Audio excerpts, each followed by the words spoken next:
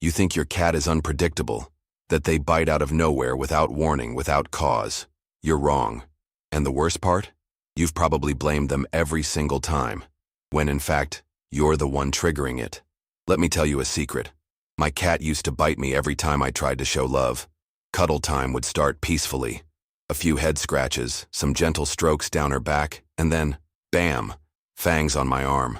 I felt betrayed, confused, hurt, until I met a feline behavior expert who shattered everything I thought I knew about cats. He looked me dead in the eyes and said, "You're overstimulating her nervous system. She tried to warn you. You just didn't listen." And that's when everything clicked. This isn't just about me. It's about you, and the silent signals your cat's been screaming for years. 1. Affection overload. When love becomes torture. You pet your cat. They're purring. You're smiling. But seconds later, those soft paws turn into claws, and your sweet companion becomes a biting tornado. It feels personal, almost like betrayal. But let me be brutally honest. The betrayal came from you. Why? Because cats have sensory limits. Invisible lines that once crossed flip a peaceful moment into a defensive one. It's not aggression. It's survival. You see, cats don't crave affection like dogs do. For them, touch is a finely negotiated agreement, not a constant craving. Every stroke adds pressure to their highly sensitive nervous system. And if you go too far, their only language left is teeth. You might think your cat is asking for more, when they're actually begging for a break. 2. The silent warnings. You keep missing. Now here's where it gets painful. Your cat warned you, multiple times. With body language that's as loud as a siren, if only you knew how to listen. Tail flicks? That's not cuteness. That's tension building up. Ears rotating sideways? That's stress, not curiosity. Pupils dilating. That's not love. That's alarm. A sudden stop in purring, a twitch under the skin, a frozen stare. These are not random quirks. These are warning signs. But you missed everyone. And every time you do, your cat learns something dangerous. My human doesn't respect my limits. The more they feel unheard, the less they trust you. Until one day, biting becomes the only language they believe you'll understand. 3. Why you're not being bitten. You're being corrected. Let me flip your perspective. That bite you took so personally? It wasn't hostility. It was a correction. Think of it this way. Your cat tried diplomacy first. Subtle tail flicks, ear angles, posture shifts, but you ignored all of it. So what's left? A snap, a nip, a quick bite to say, enough. And they're not wrong to do it. Imagine someone rubbing your face for 10 minutes straight, even as you flinch and pull away. Eventually, wouldn't you shove their hand, swat it away? That's exactly what your cat is doing, using the only tool left when negotiation fails. 4. Mistaking affection for a one-way street. Most cat owners make the fatal mistake of thinking affection is their right. I feed you. I take care of you. I can pet you whenever I want. But cats don't live by human rules. Their world is built on boundaries, on trust, on mutual respect. When you touch without invitation, you violate that code. Touch is a dialogue, not a demand. Every act of affection must be earned, not imposed. And the moment you force interaction past their comfort zone, you shatter the delicate agreement between you. Want a cat that doesn't bite? Then start treating affection like an offer, not an obligation. 5. The dangerous mistake you make with every bite. Here's the part that might sting the most. Even after your cat bites you, you probably still don't realize what's really happening.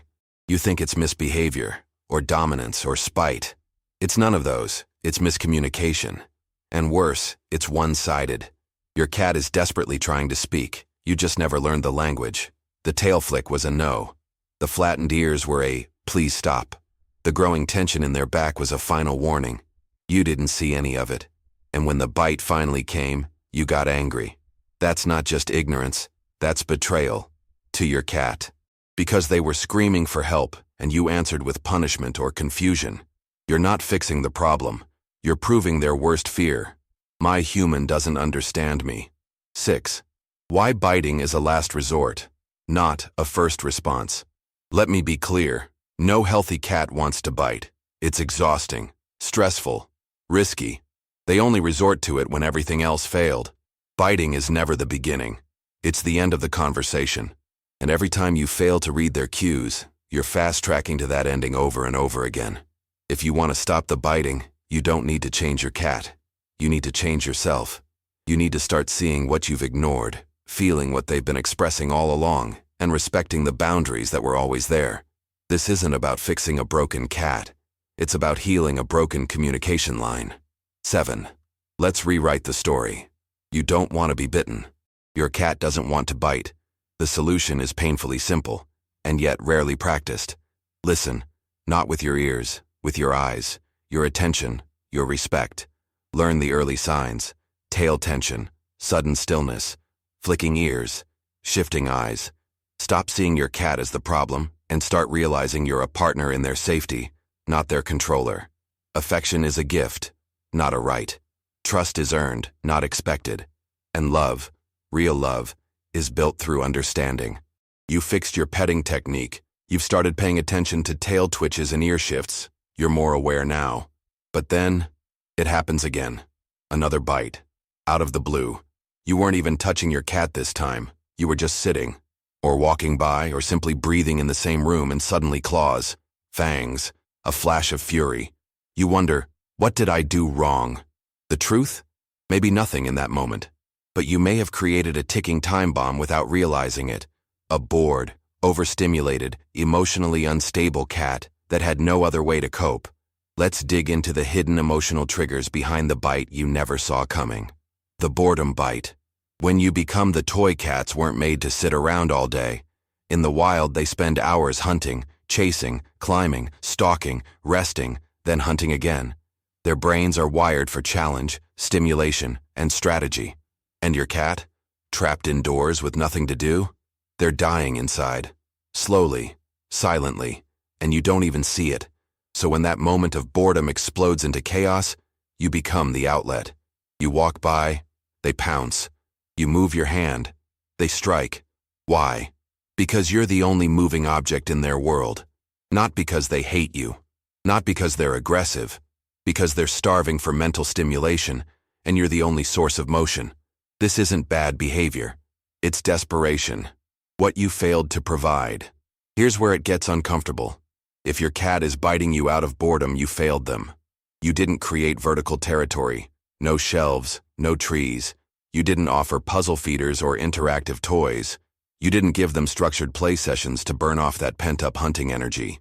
Instead, you assumed food and a clean litter box was enough. But it's not. Cats need to hunt, to strategize, to stalk.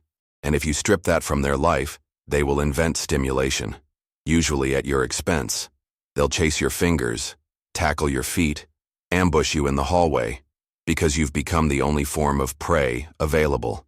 And while you see it as aggression, they see it as survival play.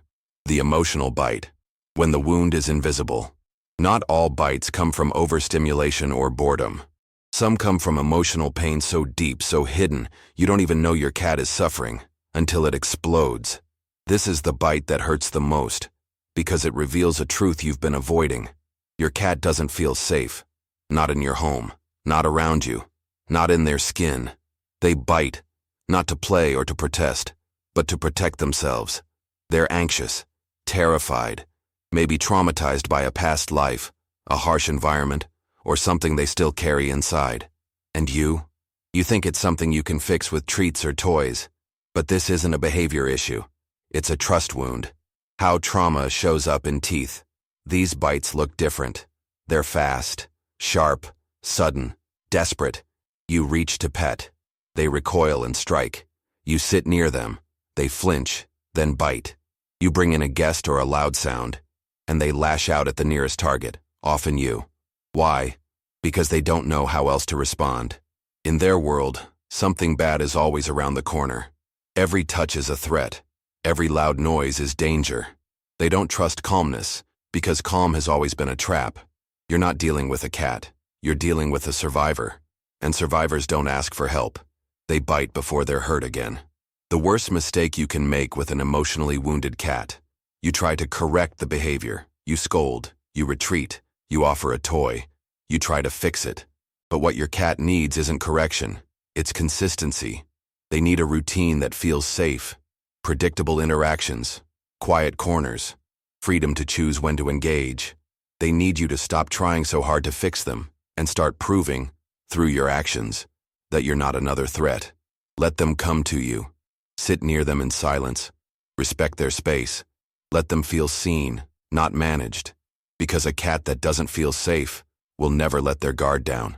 And when the guard is always up, the bite is always near. Misunderstanding the bite. The cat isn't the problem. Here's a dangerous lie you might believe. My cat is just aggressive. But cats aren't naturally aggressive. They're cautious, protective, self-preserving. Aggression is a last resort, not a personality trait.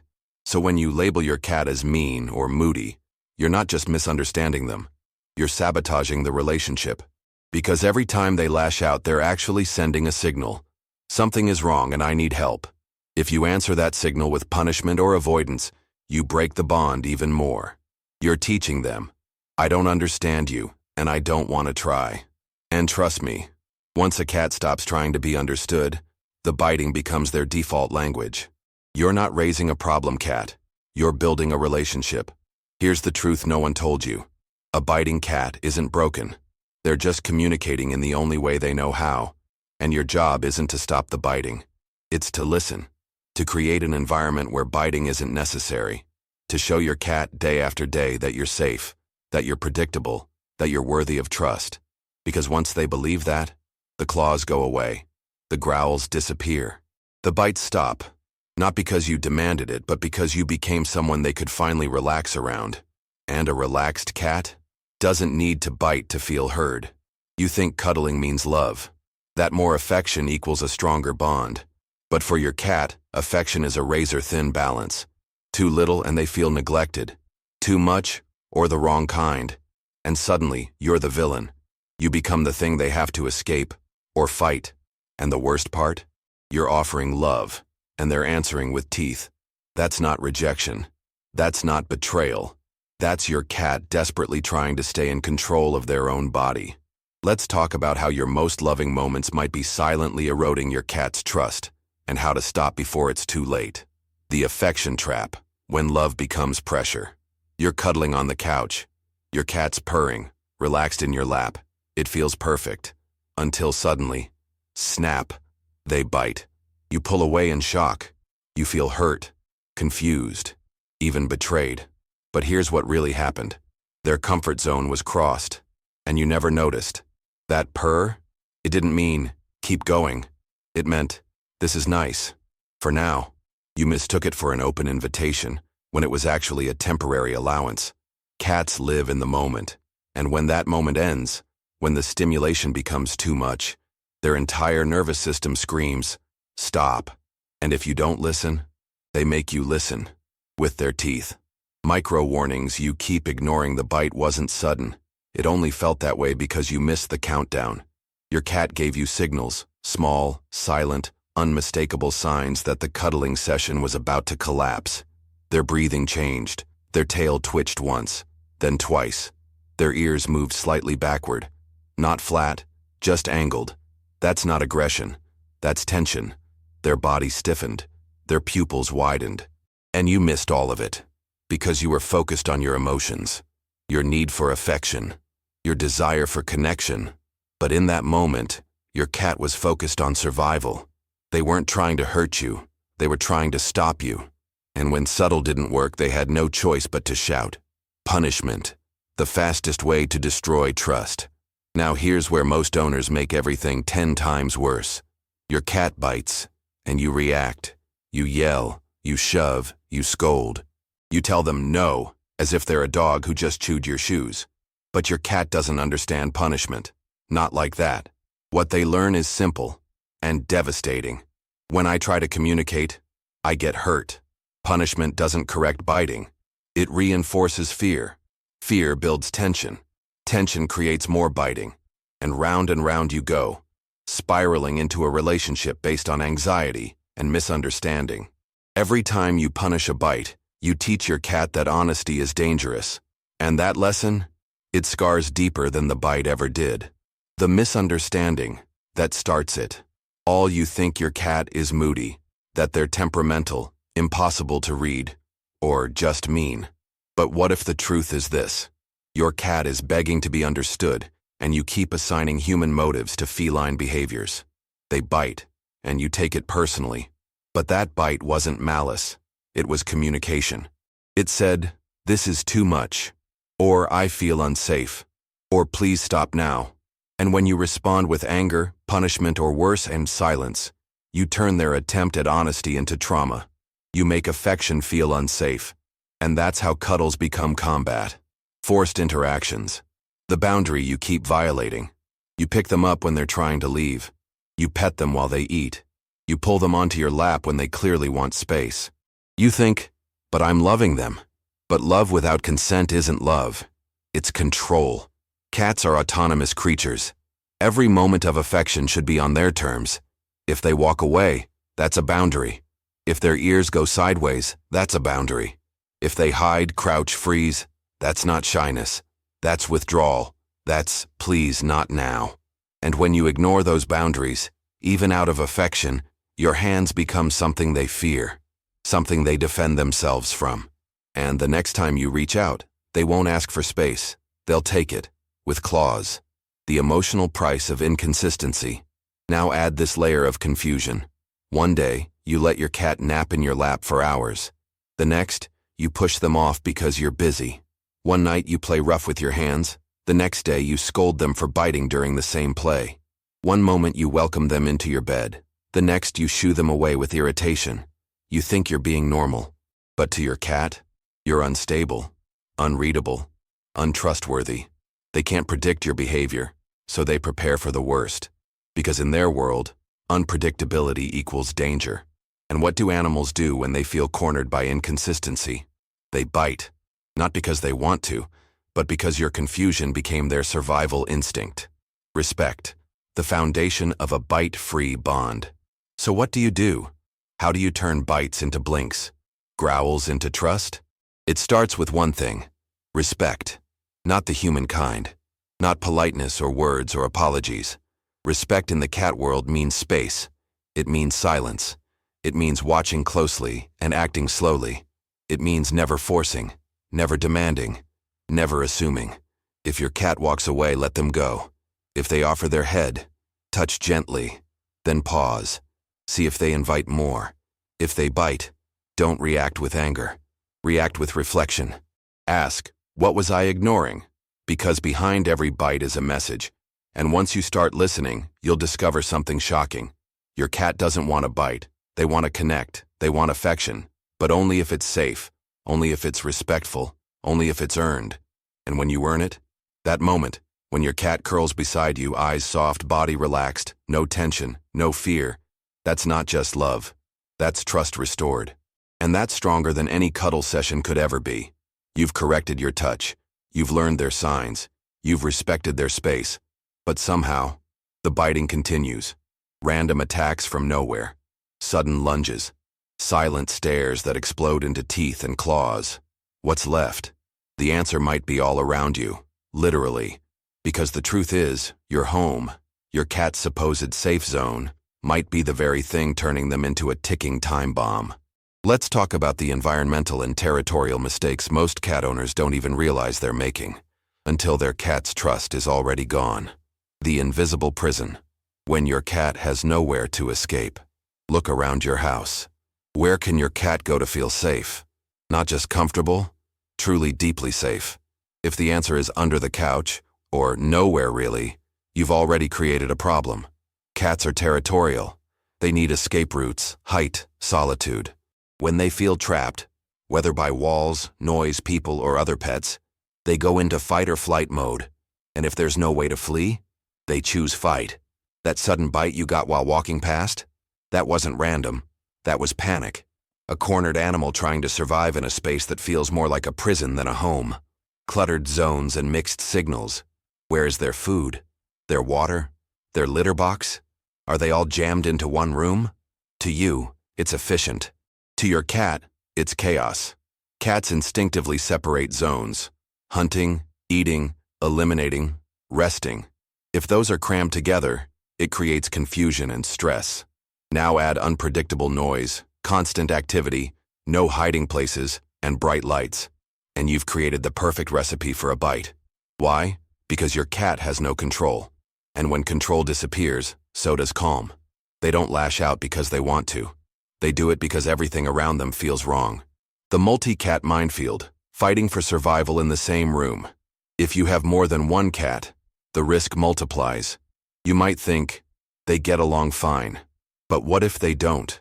What if the constant tension between them is boiling beneath the surface, and your leg just happens to be in the way when it finally explodes? Here's the mistake. One litter box, one food area, one resting space. You've unintentionally created competition. And when cats feel like they have to fight for resources, they get defensive. They mark territory. They patrol hallways. They lash out at each other, and sometimes at you. It's not personal. It's primal.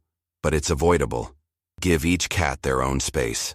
Separate feeding stations, multiple litter boxes, individual hiding spots. Territory isn't optional. It's survival. Favoritism, the silent killer of household harmony. You might not even notice you're doing it, but your cats do. You pet one more than the other. You let one sleep in the bed and push the other away. You post more photos of your favorite, and the one left out? They notice. They become anxious, jealous, insecure. And that stress builds, often in silence, until one day it explodes, usually in the form of redirected aggression. You get bitten, not because you were the problem in that moment, but because your favoritism became the seed of insecurity. And for cats, insecurity always manifests through behavior. So make sure love is shared, affection is balanced, attention is equal. You're not just managing personalities, you're keeping the peace. The body language catastrophe. You're still not listening. After all this time, you still might be misreading your cat's language. Because it's not just about ears or tails. It's about full-body signals that come before the bite. They crouch low. You think they're playing. They stare wide-eyed. You think they're interested. They puff their tail. You laugh. But each of those signs means something very specific and very serious. They're saying, I'm unsure. I feel vulnerable. I'm preparing for defense.